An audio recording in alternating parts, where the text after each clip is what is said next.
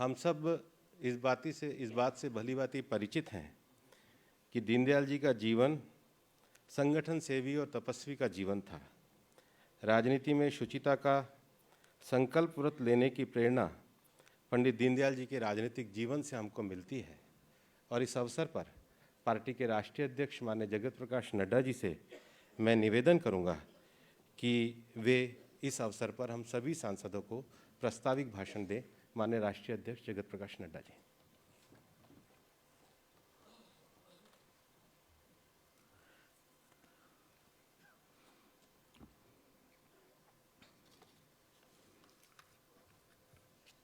भारत के यशस्वी प्रधानमंत्री आदरणीय श्री नरेंद्र मोदी जी, हमारे सभी यहाँ उपस्थित मंत्रीगण, सांसदगण, आज हम पंडित दीनदयाल उपाध्याय जी की 53वीं पुण्यतिथि मना रहे हैं, 53rd पुण्यतिथि मना रहे हैं। संसद लगने के कारण, सत्र होने के कारण हम लोगों ने तय किया कि हमारे सभी सांसदगण आज यहाँ उपस्थित होकर के पुण्यतिथि भी मनाएंगे और ऐसे ही हम देश भर में सभी इकाइयों में पंडित दीनदयाल उपाध्याय जी के कृत्य को याद भी कर रहे हैं और उनके बताए रास्ते पर चलने का संकल्प लेते हुए आगे बढ़ने का हम लोगों ने तय किया है। आज ये हमारा सौभाग्य है कि आदरणीय प्रधानमंत्री जी का मार्गदर्शन हमको पुण्यतिथि के अवसर पर मिलेगा और जिस तरीके से प्रधानमंत्री जी का संगठन के प्रति समर्पण और जब भी पार्टी ने किसी भी दृष्टि से कोई भी उनसे निवेदन किया, उन्होंने हमेशा पार्टी के निवेदन को स्वीकार भी किया और पार्टी को मजबूती देने के लिए और पार्टी के मार्गदर्शन करने के लिए हमेशा वो आतुर रहे हैं। आज वो हम सबके बीच में हम सबके निवेदन पर आए हैं। मैं अपनी ओर से उनका अभिनंदन भी करता हूं, स्वागत भी करता हूं और उनके मार्गदर्शन से हमको जो रास्ता मिलेगा उस पर हम सब लोग संकल्प लेकर के चलेंगे, ऐसा हम विश्वास रखते हैं। आज पंडित दीनदयाल उपाध्याय जी की पुण्यतिथि है। हम सब जानते हैं कि भारतीय राजनीति के वह शिखर पुरुष थे और हमारे भारतीय जनसंघ के संस्थापक सदस्य भी थे। लंबे समय महामंत्री रहे, बाद में वो अध्यक्ष बने। बहुत ही रहस्यमय तरीके से वो हम सबको छोड़ करके चले गए और वो रहस्य आज भी बना रहा है। लेकिन उन्होंने बहुत ही कम अवधि में भारतीय जनसंघ को जो गति दी, ताकत दी, उससे हम लोग प्रेरणा लेकर के आज अभी जो भारतीय जनता पार्टी का विशाल स्वरूप और दुनिया की सबसे बड़ी पार्टी बनी है और विचारधारा को लेकर के चल रही है, उसके मूल में पंडित दीनदयाल उपाध्याय जी का दिया हुआ मंत्र है, दृष्टि है, जिसको हम सब लोग लेकर के चल रहे हैं। जहाँ तक उनके खुद का व्यक्तित्व का सवाल था, हम सब जानते हैं कि बहुत कम लोग होते हैं जिनमें कई प्रकार के गुण होते हैं। वो बहुआयामी के धनी थे, प्रतिभा के धनी थे और एक शख्सियत ऐसे थे जिसमें राजनेता के गुण भी थे, संगठक के गुण भी थे और विचारक के गुण भी थे। 3 in 1 थे और उन्होंने हम सब लोगों को संगठन को भी मजबूत किया, विचार भी दिया और साथ ही साथ राजनेता के तरीके से नेतृत्व भी उन्होंने प्रदान किया। हम सब जानते हैं कि उन्होंने एकात्म मानववाद का मंत्र दिया, जिसको लेकर हम सब लोग, हमारी सरकारें, हमारा नेतृत्व उसको लेकर के आगे बढ़ा है। ऐसे अटल जी के शब्दों में कहें तो राजनीति उनके लिए साध्य था, साधन था, साध्य नहीं था। वो साधन के रूप में उसको इस्तेमाल किया उन्होंने और इसी बात को वो आगे बढ़ाते चले गए। हम सब लोगों ने अपनी सरकारों में अंत्योदय को आगे बढ़ाया और प्रधानमंत्री नरेंद्र मोदी जी ने उसी को साकार करते हुए जो मंत्र आगे दिया सरकार में, सबका साथ, सबका विकास, सबका विश्वास, ये उसी मंत्र को, अंत्योदय एकात्म मानववाद को बढ़ाते हुए, फिर चाहे वो जनधन योजना हो, आयुष्मान योजना हो, प्रधानमंत्री आवास योजना हो, प्रधानमंत्री किसान सम्मान निधि हो, सौभाग्य योजना हो, उजाला योजना हो, उज्ज्वला योजना हो, ये सारी योजनाएं अंतिम व्यक्ति को ताकत देने का काम प्रधानमंत्री जी के नेतृत्व में हुआ है। इसलिए दीनदयाल उपाध्याय जी के बताए मंत्र को साकार करने का काम प्रधानमंत्री नरेंद्र मोदी जी ने बखूबी किया है और उसको दुनिया ने भी माना है और दुनिया में भी उसकी ख्याति बनी है। इस बात को हमको समझना चाहिए। उनका, पंडित दीनदयाल उपाध्याय जी का मानना था कि संगठन सेवा का माध्यम है और कोरोना काल में प्रधानमंत्री मोदी जी ने हम सबको एक दृष्टि दी, दिशा दी, ताकत दी और मंत्र दिया, सेवा ही संगठन है। और सेवा ही संगठन में भारतीय जनता पार्टी ने कोरोना काल में सबसे आगे बढ़ करके मानवता की सेवा के लिए एक बहुत बड़ा काम किया, आपके नेतृत्व में किया। उसका भी हमको उसमें से मार्गदर्शन मिला। आपने जिस तरीके से कोरोना संक्रमण को, पेंडेमिक को सामने से लीड किया है और जिस तरीके से 130 करोड़ जनता के मन में विश्वास बैठाते हुए भारत देश को कहीं भी, जब बड़े बड़े देश, शक्तिशाली देश अपने आप को असहाय महसूस कर रहे थे, हमारे से अच्छी स्वास्थ्य सेवाएं होने के बावजूद भी उनकी स्वास्थ्य सेवाएं लड़खड़ा गईं, तब आपने भारत देश के 130 करोड़ देश को फ्रंट से लीड करके दुनिया में स्थापित किया कि किस तरीके से हम आगे बढ़ सकते हैं। और आज ये गौरव प्रदान किया कि वैक्सीनेशन में हम दुनिया का सबसे बड़ा कार्यक्रम ले रहे हैं और इसके साथ साथ 130 करोड़ देश ही नहीं, 15 से 16 देशों को अभी तक हम वैक्सीन दे चुके हैं और भी जहां उनकी डिमांड हो रही है उसको भी पूरा कर रहे हैं। तो ये मानवता की दृष्टि से अपने देश की आवश्यकता को पूरा करना और अन्य देशों की भी आवश्यकता को पूरा करना, ये आपके नेतृत्व में हुआ है। और ये सब का हम सबको जो प्रेरणा, मंत्र, अंत्योदय, एकात्म मानववाद, उसी प्रेरणा को प्रधानमंत्री जी ने साकार किया है। आज वो हमारे बीच में हैं, हम सबको उनका मार्गदर्शन इस पुण्यतिथि में मिलेगा। मैं प्रधानमंत्री जी को विश्वास दिलाता हूँ कि आज समर्पण दिवस पर जो हम सारे देश में सभी इकाइयों में मनाते हैं, वो हम उसमें जो आपका मार्गदर्शन मिलेगा उसको लेकर के हम आगे कार्यक्रम भी लेंगे और पंडित दीनदयाल उपाध्याय जी के रास्ते पर चलते हुए सरकार के माध्यम से जो गरीबों की सेवा हो रही है, जो महिलाओं की सेवा हो रही है, जो किसानों की सेवा हो रही है, जो मजदूरों की सेवा हो रही है, जो आत्मनिर्भर भारत में आत्मविश्वास के साथ आपके नेतृत्व में भारत बढ़ा है आगे, उसको हम आगे बढ़ाने में पार्टी का भी एक एक कार्यकर्ता पूरी ताकत के साथ लगेगा। यही आपको विश्वास दिलाता हूँ और मैं निवेदन करूँगा आपसे कि आपका हम सबको मार्गदर्शन मिले। इसके पहले एक एकल गीत होगा और एकल गीत के पश्चात फिर प्रधानमंत्री जी का हम सबको मार्गदर्शन मिलेगा।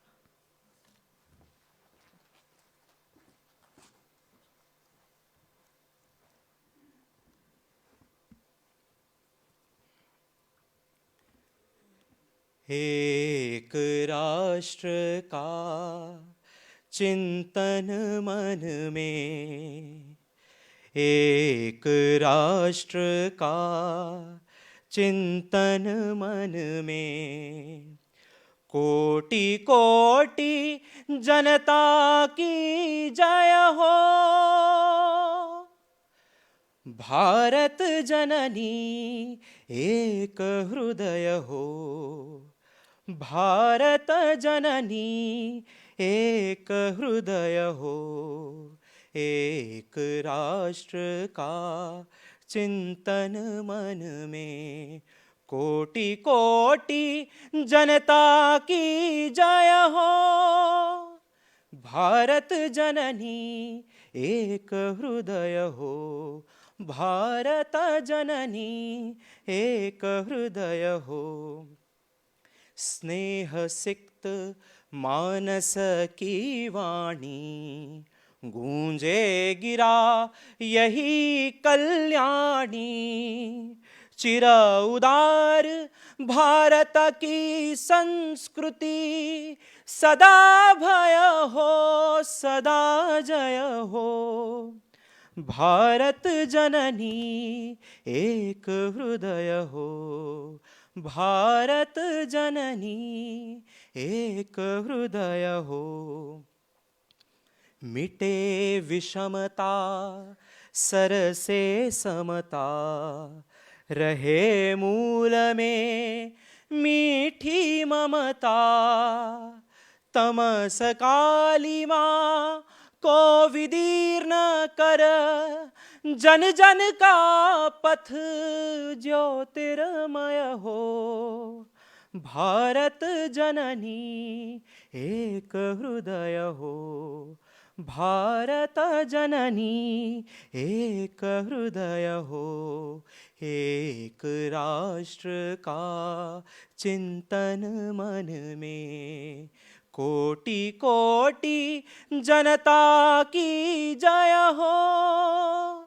भारत जननी एक हृदय हो। अनेक धर्म भाषा विभिन्न स्वर, एक राग अंतर में सज कर। झंकृत करे हृदय तंत्री को, स्नेह भाव प्राणों में लय हो। भारत जननी एक हृदय हो, भारत जननी एक हृदय हो। भारत जननी एक हृदय हो।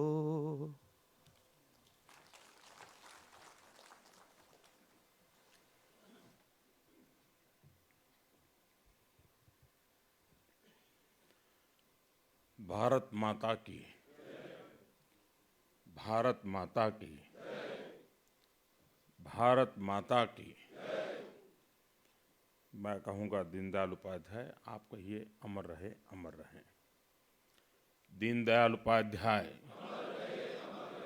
दीनदयाल उपाध्याय, दीनदयाल उपाध्याय।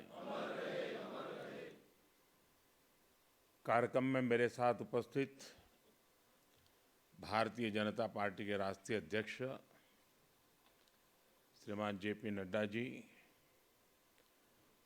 पार्टी के सभी वरिष्ठ पदाधिकारीगण और सभी माननीय सांसद, आज हम सब दीनदयाल उपाध्याय जी पुण्यतिथि पर अनेक चरणों में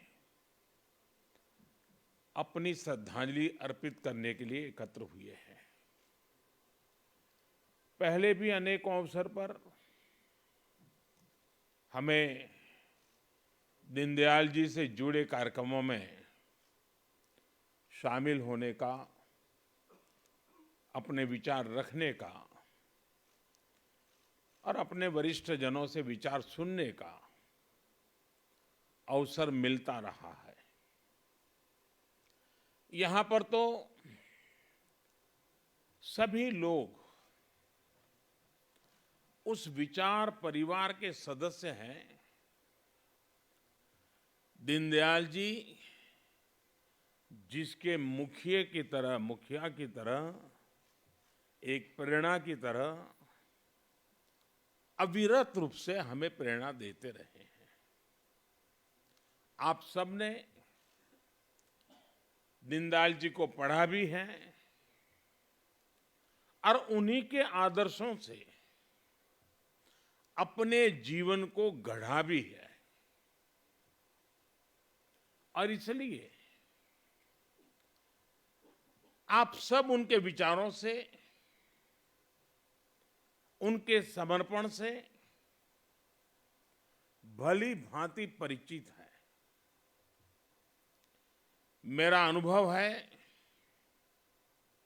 और आपने भी महसूस किया होगा कि हम जैसे जैसे दीनदयाल जी के बारे में सोचते हैं, बोलते हैं, सुनते हैं, उनके विचारों को पढ़ने का प्रयास करते हैं, हमें उनकी बातों में, उनके विचारों में हर बार एक नई ताजगी, एक नया दृष्टिकोण, एक नवीनता का अनुभव होता है। उनके विचार आज भी उतने ही प्रासंगिक है जितने तब थे, और आने वाले समय में भी उतने ही आवश्यक रहेंगे जितने आज है। एकात्म मानव दर्शन का उनका विचार मानव मात्र के लिए था। इसलिए जहां भी मानवता की सेवा का प्रश्न होगा, मानवता के कल्याण की बात होगी, दीनदयाल जी का एकात्म मानव दर्शन प्रासंगिक रहेगा ही रहेगा। एकात्म मानव दर्शन में विशेष रूप से इन 3 शब्दों में व्यष्टि से समष्टि की यात्रा व्यक्त होती है, स्वार्थ से परमार्थ की यात्रा का मार्ग स्पष्ट होता है, और मैं नहीं तू ही का संकल्प भी सिद्ध होता है। साथियों, हमारे यहां कहा गया है, स्वदेशे पूज्यते राजा, स्वदेशे पूज्यते राजा, विद्वान सर्वत्र पूज्यते। अर्थात सत्ता की ताकत से आपको सीमित सम्मान ही मिल सकता है। जहां सत्ता की ताकत प्रभावी होगी वहीं सम्मान मिलेगा, लेकिन विद्वान का सम्मान हर जगह होता है। दीनदयाल जी इस विचार के साक्षात जीता जागता उदाहरण है। उनका एक एक विचार, उनके एक एक शब्द उन्हें पूरी दुनिया में एक विलक्षण व्यक्तित्व बना देते हैं।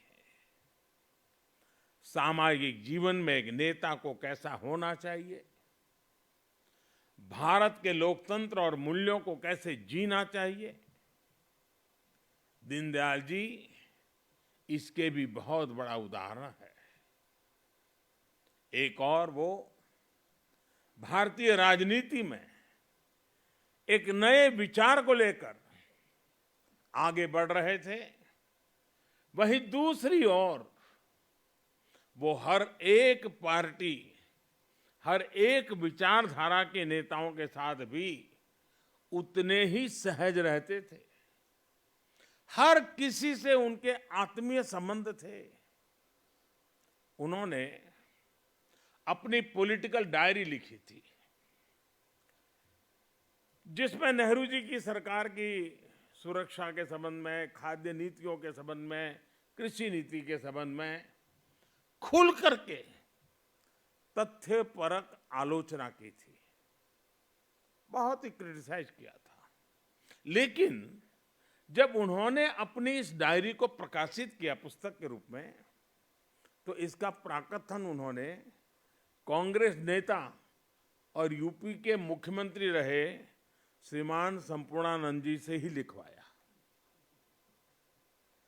संपूर्णानंद जी ने अपनी टिप्पणी में एक बहुत ही प्रभावी लाइन लिखी है। उन्होंने लिखा है, ये पुस्तक फ्यूचर रीडर्स के लिए एक साइकोलॉजिकल ग्लो है। आज दुनिया देख रही है कि इस महापुरुष के विचारों का ये ग्लो कैसे पूरे भारत में अपनी चमक बिखेर रहा है।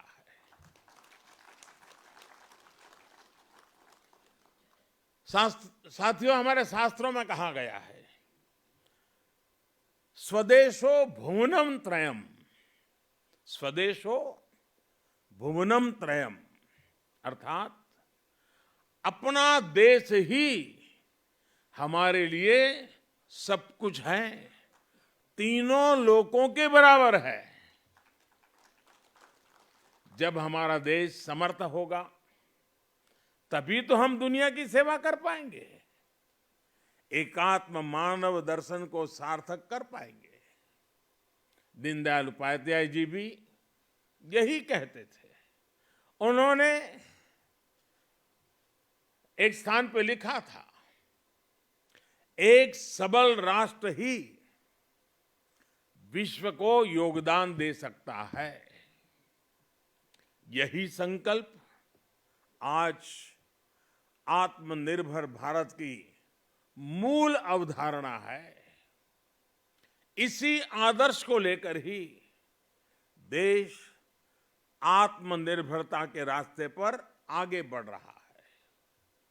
कोरोना काल में देश ने अंत्योदय की भावना को सामने रखा और अंतिम पायदान पर खड़े हर गरीब की चिंता की। आत्मनिर्भरता की शक्ति से देश ने एकात्म मानव दर्शन को भी सिद्ध किया, पूरी दुनिया को दवाएं पहुंचाई और आज दुनिया को वैक्सीन भी पहुंचा रहा है। साथियों, देश की एकता अखंडता के लिए भी आत्मनिर्भरता की जरूरत पर दीनदयाल जी ने विशेष जोर दिया था। 1965 में भारत पाक युद्ध के दौरान भारत को विदेशों से हथियार के लिए निर्भर रहना पड़ता था और दीनदयाल जी ने कहा था कि हमें सिर्फ अनाज में ही नहीं बल्कि हथियार और विचार के क्षेत्र में भी भारत को आत्मनिर्भर बनाना होगा। उनके इस विजन को पूरा करने के लिए भारत आगे बढ़ रहा है। आज भारत में डिफेंस कॉरिडोर बन रहे हैं, स्वदेशी हथियार बन रहे हैं और तेजस जैसे फाइटर जेट्स भी हवा में उड़ान भर रहे हैं। हथियार के क्षेत्र में आत्मनिर्भरता से अगर भारत की ताकत और भारत की अर्थव्यवस्था मजबूत हो रही है तो विचार की आत्मनिर्भरता से भारत आज दुनिया के कई क्षेत्रों में नेतृत्व दे रहा है। आज भारत की विदेश नीति दबाव और प्रभाव से मुक्त होकर राष्ट्र प्रथम के नियम से चल रही है।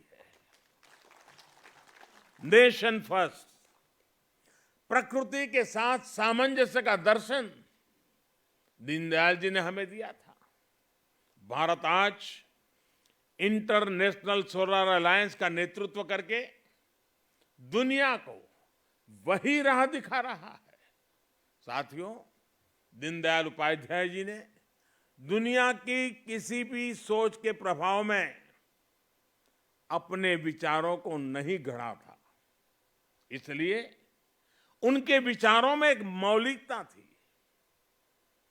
भारत की भावना, भारत का मानस, भारत के मूल्य, वेद से विवेकानंद तक की भारत की चिंतन यात्रा, ये सारी बातें दीनदयाल जी के चिंतन में झलकती थी। इसलिए वो एक ऐसी अर्थव्यवस्था की बात करते थे जिसमें पूरा भारत शामिल हो, जिसमें पूरे भारत की विविधता झलके।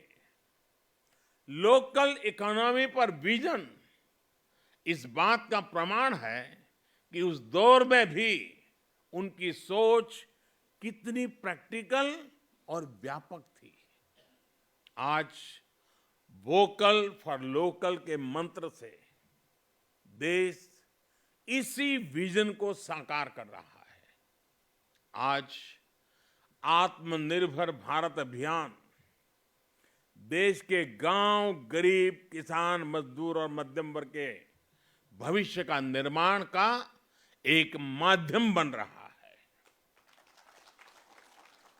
आखिरी पायदान पर खड़े व्यक्ति का भी जीवन स्तर कैसे सुधरे, ईज ऑफ लिविंग कैसे बढ़े, इसके प्रयास आज सिद्ध होते दिख रहे हैं। उज्ज्वला योजना, जनधन खाते, किसान सम्मान निधि, हर घर में शौचालय, हर गरीब को मकान, आज देश एक एक कदम आगे बढ़ते हुए इसको सिद्ध करता हुआ गौरव के साथ विकास की राह पर चल पड़ा है। इंफ्रास्ट्रक्चर की दिशा में हो रहा बड़ा बदलाव भी सामान्य मानवी के जीवन को सरल बनाएगा, देश को एक नई भव्य और आधुनिक पहचान देगा।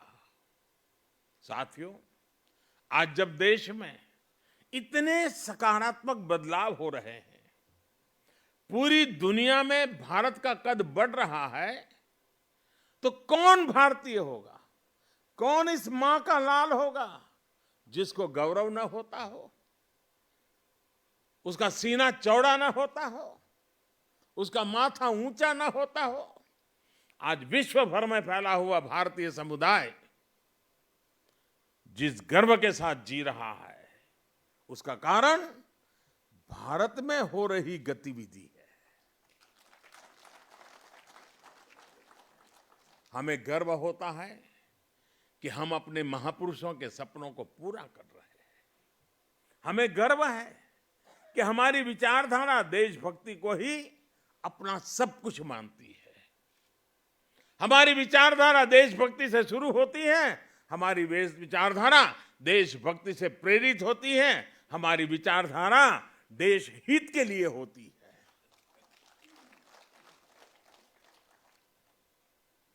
हम उसी विचारधारा में पले हैं जो विचारधारा राष्ट्र प्रथम, नेशन फर्स्ट की बात करती है। ये हमारी विचारधारा है कि हमें राजनीति का पाठ राष्ट्र नीति की भाषा में पढ़ाया जाता है। हमारी राजनीति में भी राष्ट्र नीति सर्वोपरि है। हमें राजनीति और राष्ट्र नीति में से एक स्वीकार करना होगा, तो हमें संस्कार मिले हैं राष्ट्र नीति को स्वीकार करना, राजनीति को नंबर 2 पे रखना।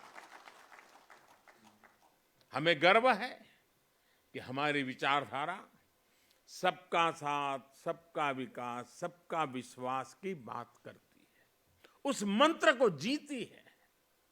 आप देखिए, हमारी पार्टी ने अपनी सरकारों में ऐसी कितनी ही उपलब्धियां हासिल की हैं जिन पर आपको गर्व होगा, आने वाली पीढ़ियों को गर्व होगा।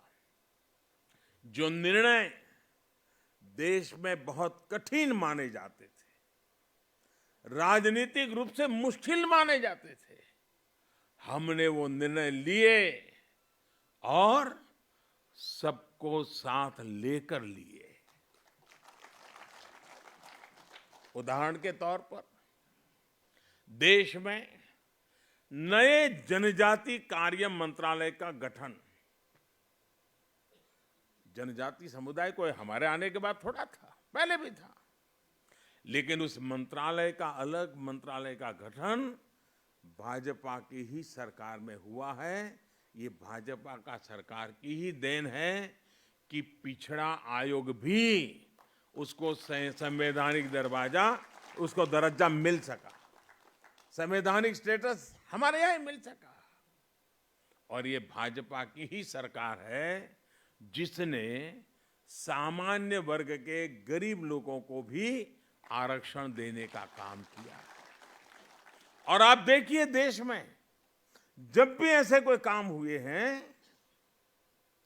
तनाव पैदा हुआ है, संघर्ष हुआ है, समाज बढ़ गया है, उसी काम को हमने मेल जोल प्यार के वातावरण में किया है, क्योंकि राष्ट्र नीति सर्वोपरि है, राजनीति एक व्यवस्था है। राज्यों का विभाजन देख लीजिए, राज्यों का विभाजन जैसा काम राजनीति में कितने रिस्क का काम समझा जाता था, इसके उदाहरण भी है। अगर कोई नया राज्य बना तो देश में कैसे हालत बन जाते थे, लेकिन जब भाजपा की सरकार ने 3 नए राज्य बनाए तो हर कोई हमारे तौर तरीकों में दीनदयाल जी के संस्कारों का प्रभाव स्पष्ट देख सकता। उत्तर प्रदेश से उत्तराखंड का निर्माण हुआ, झारखंड बिहार से बनाया गया और छत्तीसगढ़ को मध्य प्रदेश से अलग आकार दिया गया।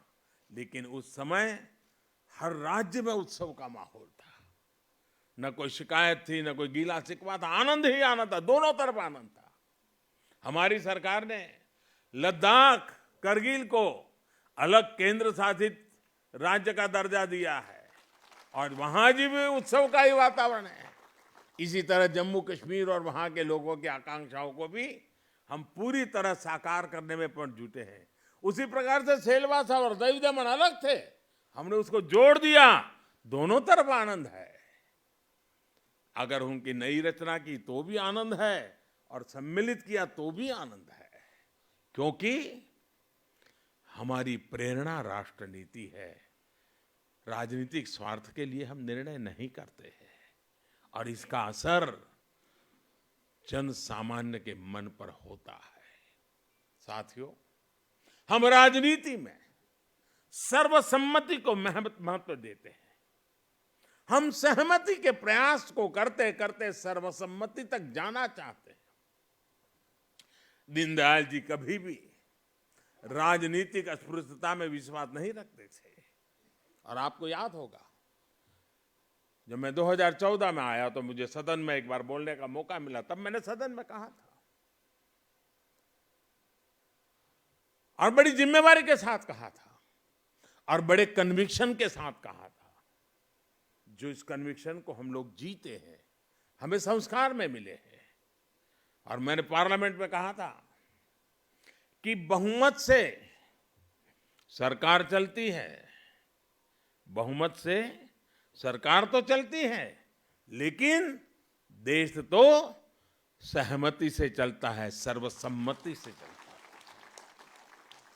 और हम सिर्फ सरकार चलाने नहीं आए हैं, हम तो देश को आगे ले जाने के लिए आए।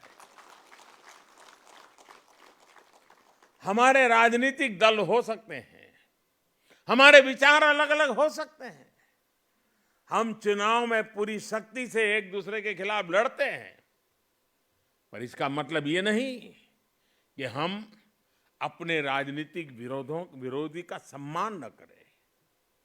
आपने देखा होगा, प्रणब मुखर्जी साहब, हमें भारत रत्न देने में गर्व हुआ। वे कोई हमारी पार्टी के नहीं थे, हमारे आलोचक थे। अभी आसाम में तरुण गोगोई जी, नागालैंड में एमसी जमीर जी, ये सारे हमारे राजनीतिक विचार थे, हमारे राजनीतिक दल से कोई लेना देना नहीं था, न ही हमारी पार्टी का हिस्सा था, न हमारे गठबंधन का हिस्सा थे। लेकिन राष्ट्र के प्रति उनके योगदान का सम्मान करना हमारा कर्तव्य। हमने पद्मश्री दिया, पद्म भूषण दिया। राजनीतिक अस्पृश्यता का विचार हमारा संस्कार नहीं है। आज देश भी इस विचार को, अस्पृश्यता के विचार को अब देश अस्वीकार कर चुका है। हां, ये बात जरूर है कि हमारी पार्टी में वंशवाद को नहीं, कार्यकर्ता को महत्व दिया जाता है। इसलिए आज देश हमसे जुड़ रहा है और हमारे कार्यकर्ता भी हर देशवासी को अपना परिवार मानते हैं। कहीं कोई आपदा आती है तो हमारे करोड़ों कार्यकर्ता अपना सब कुछ छोड़कर वहां पहुंच जाते हैं। कोरोना जैसा इतना बड़ा संकट आया, दुनिया में हर कोई अपने जीवन के लिए डरा हुआ था, लेकिन हमारे करोड़ों कार्यकर्ताओं ने अपना दायित्व समझकर दिन रात एक कर दिया। राष्ट्रीय अध्यक्ष जी ने पार्टी कार्यकर्ताओं से आह्वान किया था कि सरकार के साथ साथ वो भी अपनी जिम्मेदारी निभाएं। हर कार्यकर्ता ने सेवा के इस संकल्प को राष्ट्रव्यापी मिशन बना दिया था। और मैं पार्टी का आभारी हूं, राष्ट्रीय अध्यक्ष जी का आभारी हूं कि मुझे वीडियो कॉन्फ्रेंस के माध्यम से देश भर के कार्यकर्ताओं के साथ इस कोरोना कालखंड में उन्होंने जो सेवा कार्य किए उसका वृत्त सुनने का अवसर मिला था। हमारे कार्यकर्ताओं ने कैसे कैसे संकटों को, रिस्क को उठाया था और कितने जी जान से उन्होंने गरीबों की सेवा की थी। किसी गरीब के घर में चूल्हा न जले, कोई गरीब रात को भूखा न सोए, इसके लिए भारतीय जनता पार्टी का गांव-गांव में कार्यकर्ता दिन रात लगा रहा था। मैं देख रहा था कि जब हमारे श्रमिक बंधु अफवाहों के चलते, भय के चलते और कुछ लोगों की राजनीतिक इरादों के चलते जब शहरों को छोड़ करके, रोजी रोटी छोड़ करके गांव की ओर चल पड़े थे, तब भारतीय जनता पार्टी के कार्यकर्ता राह पर खड़े रह करके उनको जूते तक देने की चिंता करते थे, उनकी दवाई की चिंता करते थे, उनके पानी की। ये सारा वृत्त मैं सुन रहा था, मेरे मन को छू रहा था और कार्यकर्ताओं के इस परिश्रम से मुझे भी काम करने की प्रेरणा मिलती थी। इस अभियान में किसी ने वोट बैंक की चिंता नहीं की। ये नहीं सोचा कि किसका वोट हमें मिलता, किसका नहीं मिलता।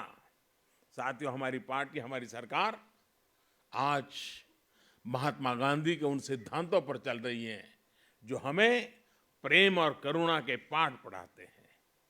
हमने बापू की 150वीं जन्म जयंती भी बनाई और उनके आदर्शों को अपनी राजनीति में, अपने जीवन में भी उतारा।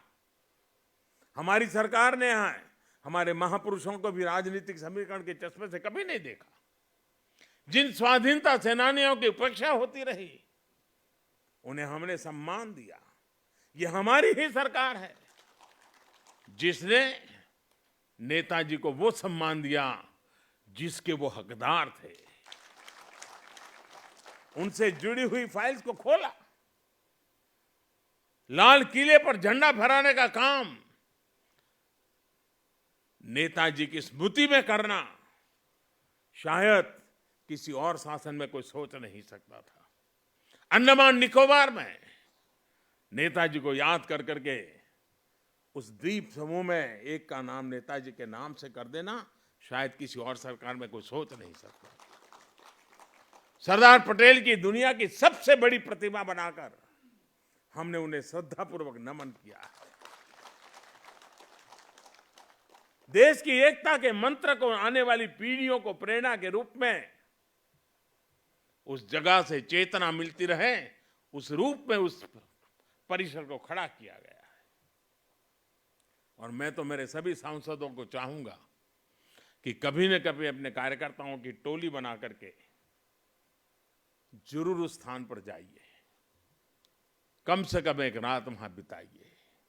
और दूसरा, मैं हमारे सभी सांसदों से आग्रह करूंगा, जब भी मौका मिले अपने कार्यकर्ता और अपने साथियों के साथ काशी जाकर के, काशी के निकट में ही जहां पंडित दीनदयाल जी ने अपना अंतिम सांस लिया था, जहां एक स्मारक उत्तर प्रदेश सरकार ने बनाया है, देखने जैसा स्मारक बनाया है।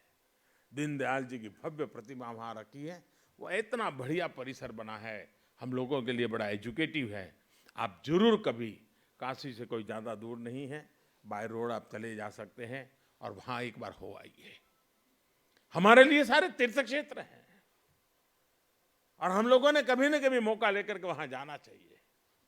आप देखिए, जिस जगह पे हम बैठे हैं, बाबा साहब आम्बेडकर की स्मृति में बना हुआ है भवन, क्या कोई और सरकार बनाती क्या? ये हमारे संस्कार हैं जो हमें इस काम करने के लिए प्रेरित करते हैं।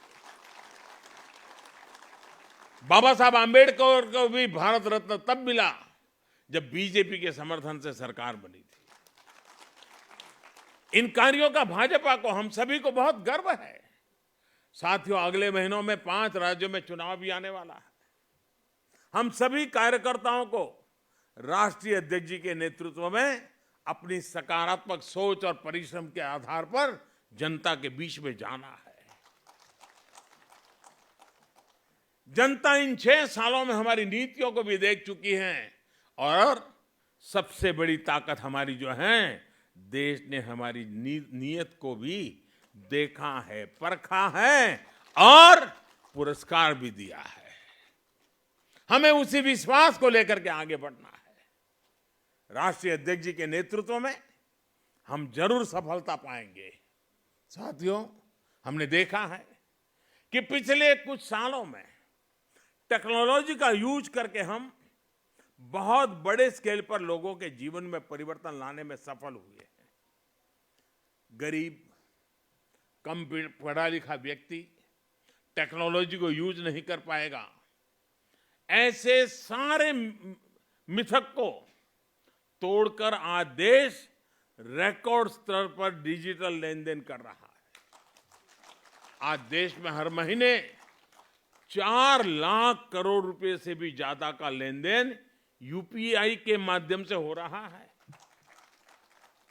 मोबाइल फोन से वो खरीद बिक्री कर रहा है, पैसे लेना देना कर रहा है।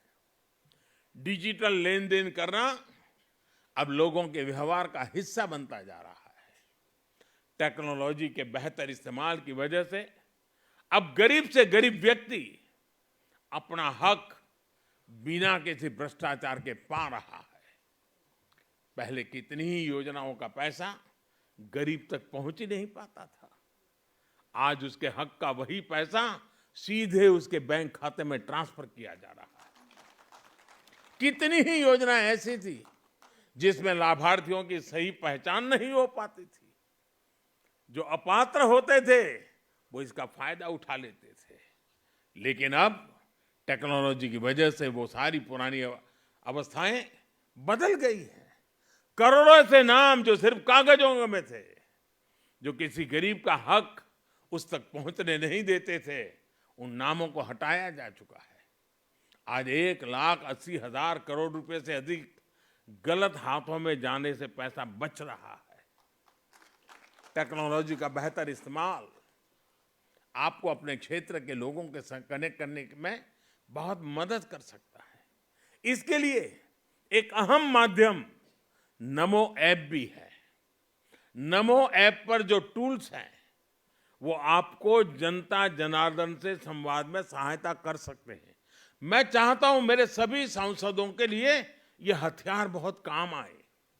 आप थोड़ा समय दीजिए उसके साथ, आप देखिए उसमें इतनी चीजें हैं जो आपके क्षेत्र के लोगों से संपर्क बनाने के लिए वो एक बहुत बड़ा साधन, बहुत बड़ा हथियार, बहुत बड़ा माध्यम आपके टेलीफोन में उपलब्ध, आपके मोबाइल फोन में उपलब्ध है।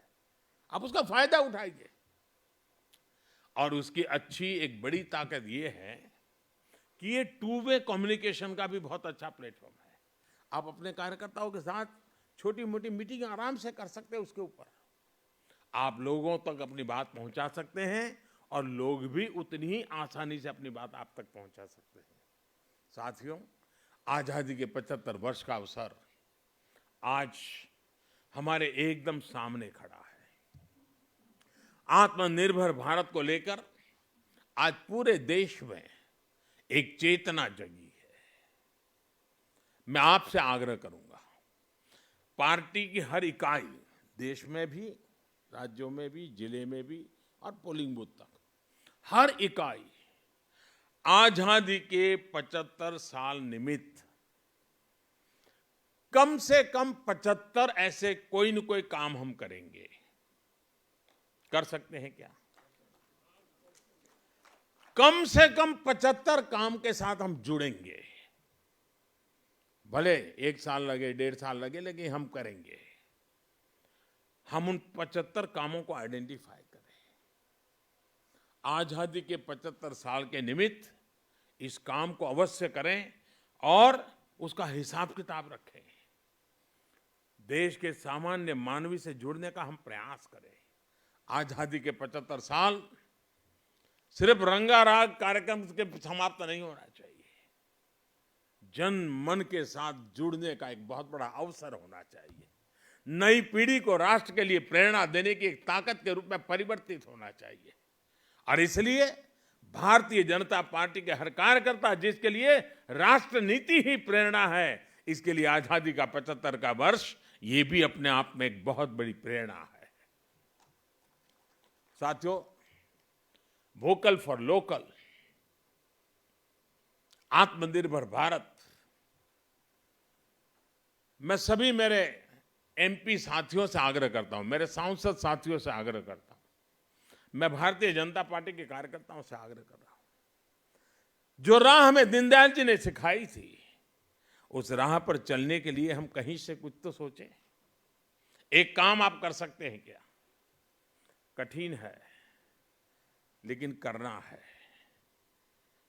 मैं कहूंगा तो आपको लगेगा कि तो बहुत सरल है, लेकिन फिर भी मैं कहता हूं बहुत कठिन है।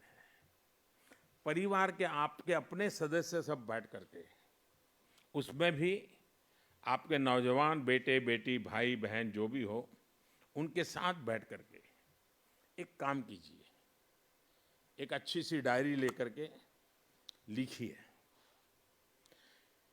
सुबह उठने से रात को सोने तक जिन जिन चीजों का उपयोग करते हैं, उसमें से कितनी हिंदुस्तान की हैं और कितनी बाहर की हैं, जरा सूची बनाइए।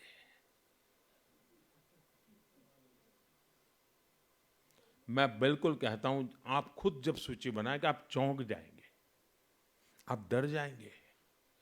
हमें पता ही नहीं है बिना कारण जो चीज हमारे देश में उपलब्ध है, जो चीज हमारे देश के लोग बनाते हैं, मेहनत का श्लोक बनाते हैं, वे भी चीजें जाने अनजाने में हमारे जीवन में घुस गई है। अगर देश की मिट्टी की सुगंध जिसमें न हो, देश के मजदूर का पसीना जिसमें न हो, ऐसी चीजों से मुक्ति पानी चाहिए कि नहीं पानी चाहिए? ये जिम्मा हमें लेना चाहिए कि नहीं लेना चाहिए? मैं ये नहीं कह रहा हूं कि भाई आपके पास कोई घड़ी है, कोई चश्मा है तो फेंक दो, मैं ये बात का विचार का पक्ष का नहीं हूं, लेकिन सोचिए तो, बिना कारण चीजें घुस गई है जी। 80% तो चीजें वो होगी जब लिखोगे, अच्छा मैं ये भी चीज बाहर की उपयोग कर रहा हूं, अरे रे कैसी गलती कर दी, आपका भी मन उठ जाएगा जी। आप देखिए देश को और जब हम अपने से शुरू करेंगे तो कन्विक्शन के साथ हम औरों को भी कह पाएंगे, और इसमें गर्व अनुभव कीजिए दोस्तों। और मैंने देखा है कि जब मैं वोकल फॉर लोकल की बात कर रहा हूं तो ज्यादातर लोग क्या करते हैं, देखिए दिए हम लोकल, नहीं भाई, दिवाली के दिए से बात पूरी नहीं हो जाती है। वो तो हमारे मन के अंधेरे को दूर करने के लिए एक छोटी सी शुरुआत है। हमें जरा व्यापक रूप से होना चाहिए।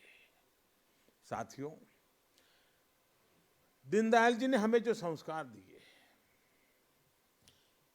ये समाज के प्रति हमारी जो संवेदना होती है, उस संवेदना का सामर्थ्य कितना होता है। अब देखिए सरकारें इतनी आई है, कुछ काम हम ऐसे कर रहे हैं जिसमें आपको वो बात नजर आएगी। जैसे मैंने अभी कई चीजें बताई, शौचालय का सोचने का विचार एकात्म मानव दर्शन के कारण आता है जी, सबका साथ सबका विकास का मंत्र से आता है। आपने देखा होगा कि सरकार ने काम किया, हमारे देश में भाषाएं तो अलग अलग है और हम अलग अलग भाषाओं के कारण अपने अपने दुनिया में जीते भी हैं, ये हमारी विविधता अपनी ताकत भी है। लेकिन क्या कारण है कि हमारे देश में ये जो हमारे मूक बधिर भाई बहन होते हैं, हमारे दिव्यांग होते हैं, उनके लिए भी आजादी के इतने सालों के बाद भी हम कॉमन साइन लैंग्वेज नहीं बना पाए थे। तमिलनाडु के एक मूक बधिर जिस लैंग्वेज को जानता था, दिल्ली का बच्चा वो नहीं जानता था। जो बंगाल का जानता था वो गुजरात का नहीं जानता था। क्यों? हर एक ने अपने अपने तरीके से साइनीज डेवलप की थी। इस सरकार की संवेदनशीलता देखिए कि हमने मेहनत करके अब पूरे देश में एक ही प्रकार के साइंस से वो समझ पाता है, ये शिक्षा शुरू की। इसमें देश की एकता का भी मुद्दा है, सरलता का भी मुद्दा है। यूं तो लगने वाली चीज बहुत छोटी है, लेकिन देश में छोटे छोटे लोगों की चिंता करने से ही देश बड़ा बनता है। कोई चीज छोटी नहीं होती है, कोई काम छोटा नहीं होता है, कोई व्यक्ति छोटा नहीं होता है। किसी आवश्यकता हमें छोटी लगती हो, लेकिन उसकी जिंदगी में वो बहुत बड़ी होती है। ये जो है ना, एकात्म मानव दर्शन का एक रूप है, और इसलिए हम लोगों का काम है कि हम कैसे करें। पंडित दीनदयाल जी के जीवन को देखें, सादगी, परिश्रम, ये बातें हमें बहुत उभर करके सामने आती है।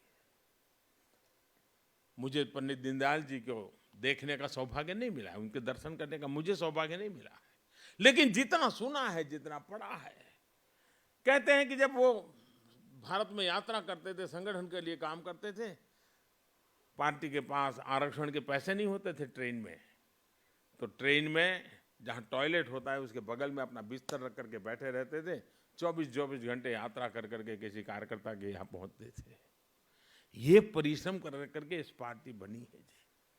अनेक लोगों ने उस प्रकार का जीवन जिया है। हम लोग तो भाग्यशाली हैं कि आज हमें हमारे नसीब में सब आया है, लेकिन 3-3, 4-4 पीढ़ियों के अखंड एक निष्ठ पुरुषार्थ का परिणाम है कि आज ये वट वृक्ष बना है। और ये साधना कम नहीं है जी। आप भी अपने इलाकों में देखोगे, ऐसे कई परिवार मिलेंगे जो 3-3, 4-4 पीढ़ी लगी है और उन्होंने कभी कुछ पाया नहीं है, लिया भी नहीं, मांगा भी नहीं है। उनके सम्मान की चिंता हम लोगों का दायित्व है। हम एक परिवार है, हमारे संस्कार है। मैं इस कोरोना काल में, क्योंकि मैं पहले संगठन का काम करता था, तो मैं देश भर में सभी लोगों से ज्यादातर परिचित रहा। बीच में ये गुजरात मुख्यमंत्री बन गया तो थोड़ा मेरा संपर्क कम भी हो गया, लोग भी बदल गए। लेकिन मैंने इस कोरोना काल में सुबह हर दिन 25-50 लोगों से फोन पर बात करने का एक कार्यक्रम बनाया मैंने। और जो भी बड़ी आयु के हैं, 70-75 के आयु के आसपास के पुराने लोग, सबको फोन करके उनके आशीर्वाद मांगता था। आप कल्पना कर सकते हैं, आप में से क्षेत्र में कई लोग होंगे जिनको पास मेरा फोन गया होगा। वे इतने आशीर्वाद देते थे, कोई शिकायत नहीं करते थे। फोन आया तो फिर ज्यादातर देख कहता, अरे भाई मोदी जी, इतना काम है आपके पास, आप काहे को मेरी इतनी चिंता करते हो, अरे हम कर लेंगे। ये परिवार भाव, ये अपने आप में एक बहुत बड़ी ताकत होता है जी। हमने इसे कभी नहीं भूलना चाहिए।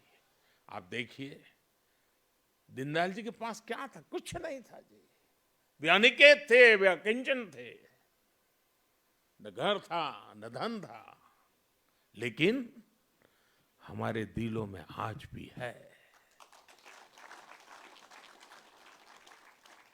साथियों, ऐसी प्रेरक व्यक्तित्व, ऐसे प्रेरक विचार, ऐसी परंपरा की विरासत हमारे पास जब हो, तब हमें राष्ट्र सेवा के हमारे संकल्पों से कोई विचलित नहीं कर सकता है, कोई हमें विमुख नहीं कर सकता है। साथियों, एक राष्ट्र जब किसी लक्ष्य को लेकर के आगे बढ़ता है, तो उस लक्ष्य के प्राप्ति की जो प्रक्रिया है, उसमें व्यक्ति निर्माण का कार्य होता है। उस लक्ष्य के प्रति उत्साहित, समर्पित, संकल्पित लोग देश के लिए तो मूल्यवान होते ही हैं, वो किसी भी संगठन के लिए भी उतने ही मूल्यवान होते हैं। इसलिए एक संगठन के रूप में हमारे सामने अवसर हैं कि इस प्रक्रिया में हमें ऐसे कई नए लोग, खासकर युवा साथी मिलेंगे, जिनके स्वभाव में देश के लिए कुछ करना, देशवासियों के प्रति प्रेम, ये सब सहज रूप से होगा। अलग अलग क्षेत्रों से ऐसे लोगों को भाजपा से जोड़ना, यह भी हमारी प्राथमिकता होनी चाहिए। हमें हमारा परिवार का विस्तार करना चाहिए। हिंदुस्तान की सीमाएं उतनी ही भाजपा की सीमाएं होनी चाहिए। हमारे संगठन के क्वांटिटेटिव और क्वालिटेटिव विस्तार को भी यह अवसर है। और इसलिए मैं चाहूंगा कि हमें इसमें कहीं कमी नहीं है। एक और बात भी मैं कहना चाहूंगा, हमें अपने विचारों को व्यापक बनाने का प्रयास भी लगातार करते रहना चाहिए। इसके लिए दीनदयाल जी हमेशा अध्ययन पर विशेष जोर देते थे। आप सभी अध्ययन के लिए जरूर समय निकालें। आप संसद के संसाधनों का प्रयोग करें और भी जैसी रुचि हो वैसे विषयों से भी जुड़े। दीनदयाल जी को पढ़ने समझने के लिए भी आप समय निकालें। इसी तरह आप बाबा साहब आम्बेडकर को, डॉक्टर श्यामा प्रसाद मुखर्जी को, नेताजी सुभाष चंद्र बोस को, इन सबको जरूर पढ़ें। इससे आपके राजनीतिक जीवन में एक नई दिशा मिलेगी। आप एक अलग छाप छोड़ पाएंगे। मुझे विश्वास है कि हम सब दीनदयाल जी के इन आदर्शों को लेकर के आगे बढ़ेंगे। दीनदयाल जी का अंत्योदय का जो सपना था वो 21वीं सदी में एक नए भारत के निर्माण के साथ पूरा होगा। मेरे साथियों, देश की हमसे बहुत अपेक्षाएं हैं। उन अपेक्षाओं को पूरा करने के लिए हमें अपनी तरफ नहीं देखना है। आखिरी छोर पर जो इंसान बैठा है, जो परिवार बैठा है, उसकी तरफ देखना है। अगर हम उसको मन में रख करके काम करेंगे, न कभी थकान आएगी, न विराम का मन करेगा, न कोई मोह में उस दिशा में खींच करके ले जाएगा। हम विरक्त भाव से तन मन धन से उसकी सेवा का आनंद ले पाएंगे। इसी एक भाव के साथ जब हम आगे बढ़ना चाहते हैं तो आखिर में एक पंक्ति दोहरा करके पंडित दीनदयाल उपाध्याय जी को आदरपूर्वक श्रद्धांजलि देते हुए, आप सबको अनेक अनेक शुभकामनाएं देते हुए मैं यही कहना चाहूंगा, राष्ट्रभक्ति ले हृदय में, राष्ट्रभक्ति ले हृदय में, हो खड़ा यदि देश सारा। राष्ट्रभक्ति ले हृदय में, हो खड़ा यदि देश सारा। संकटों पर मात कर, संकटों पर मात कर, यह राष्ट्र विजयी हो हमारा, यह राष्ट्र विजयी हो हमारा। बहुत बहुत धन्यवाद।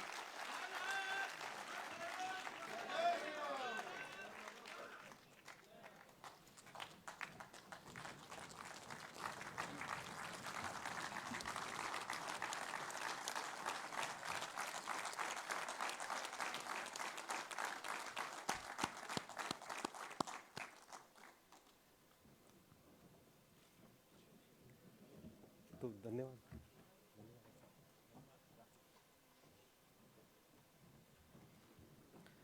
आदरणीय प्रधानमंत्री जी, आपके विचारपूर्ण और प्रेरणादायी संबोधन ने आज हम सभी सांसदों को आपके इस वाक्य को हमेशा स्मरण रखने के लिए मजबूर किया है, जो आपने कहा है कि हमारी राजनीति देशभक्ति से शुरू होती है, देशभक्ति से प्रेरित होती है और देश हित के उद्देश्य के लिए समर्पित होती है। अपने इस कार्यक्रम के समापन में मैं लोकसभा के मुख्य सचेतक